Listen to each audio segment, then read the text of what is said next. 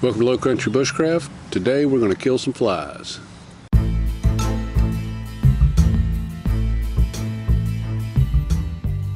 sure many of y'all have heard about Hurricane Florence that came through about a month ago. Dumped a lot of rain on us. We had some historic flooding where I'm at in the Low Country, South Carolina.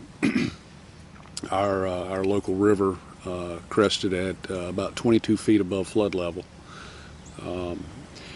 and it put water everywhere, and now the woods are full of dead fish, and flies and mosquitoes have pretty much taken over. I'm able to handle most of the mosquitoes just with fogging. I have a propane fogger and just mix up some permethrin and some diesel fuel or mineral oil, and it'll put a thick fog in the yard, and it kills, repels. Just do it in the morning, at night. We've had mosquitoes the size of quarters, and it seems to be taking pretty good care of them. Not getting bit, get a few every now and then, but fog around the bushes and whatnot in the morning and in the evenings, and that seems to be doing pretty good. The flies are what's been terrible. The floodwaters brought in flies, just a lot of nasty, stinky water, and we had it up to our house, and it just brought in the flies. So what we're trying to do is figure out how to get rid of the flies, because the woods are, like I said, full of dead fish. So when we go out into the woods, flies are definitely going to be an issue, especially with cooking, trying to eat out in the woods, and just our general sanity of flies all over your face and crawling in your ears and whatnot. But so here's our little test. Just one of these simple little traps where you cut the top off a bottle, flip it over, and make a little funnel going down into it. So we've started, let's see, over here. This is powdered sugar and water, and really appears to be doing nothing. This next one, as you can see, the bottle's full of flies. They're still clustering around the top, trying to get in. And this is honey and water, and seems to be working really well, considerably better than the sugar and water. Now this was a powdered sugar, not granulated sugar. I don't know if that makes a difference. There's more processing, but anyway, that's what we've got. I may try another experiment with some more types of sweeteners, but that's honey and water. This is molasses and water. It's working, I'd say, just as well as the honey. I can't tell which one's better.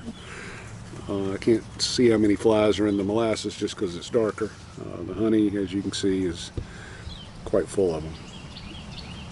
I can't really speak to the effectiveness of the traps, so but they do seem to be swarming about the same on both those traps.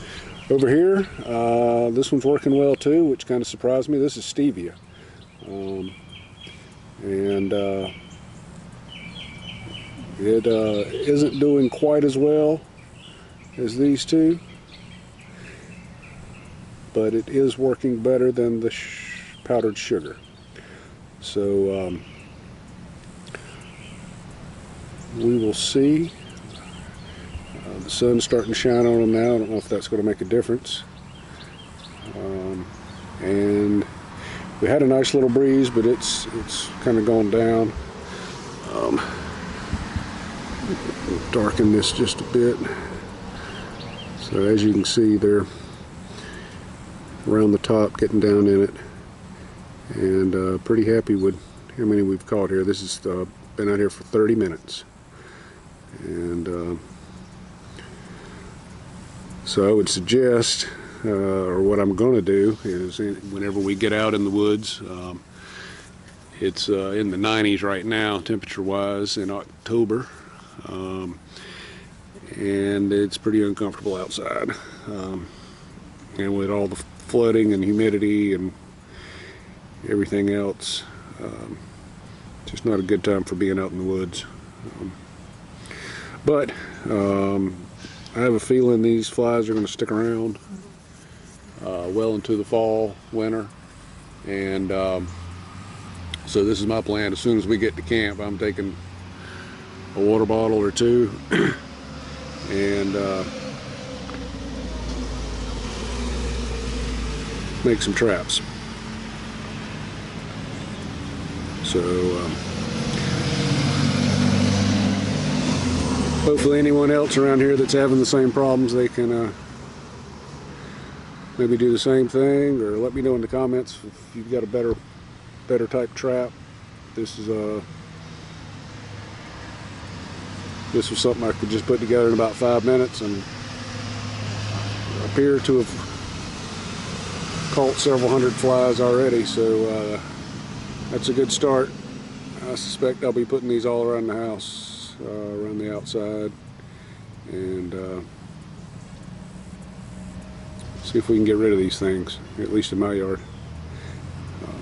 So thanks for watching.